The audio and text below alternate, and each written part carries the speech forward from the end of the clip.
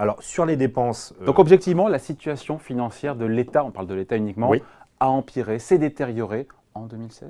Alors, si on prend les chiffres de Bercy, ça s'est un petit peu amélioré chaque année. Sauf que pour arriver à ce résultat, Bercy utilise des petits tours de passe-passe et puis aussi à profiter d'éléments exceptionnels. Ce qui est intéressant dans le travail de la Cour des comptes, c'est qu'elle retraite les données de Bercy en mettant de côté tous ces éléments exceptionnels. Alors, c'est quoi? On parle de quoi? Tour de passe-passe, recettes exceptionnelles, de quoi est-ce qu'on parle? Alors, sur les recettes, par exemple, il y a eu près de 6 milliards de cagnottes l'année dernière grâce à, par exemple, une double redevance sur les fréquences hertziennes. On a touché sur Payé par les opérateurs télécoms. Payé par les opérateurs de télécom. Il y a eu des recettes exceptionnelles. Sur la COFAS c'était l'assureur crédit. On ne va pas rentrer dans les détails, mais 2 milliards d'euros sont tombés dans les caisses de l'État. C'est pas rien. 0,1 point de PIB. L'Union européenne et les collectivités locales ont pesé moins chaque année. Vous savez qu'on donne de l'argent, on en reçoit aussi,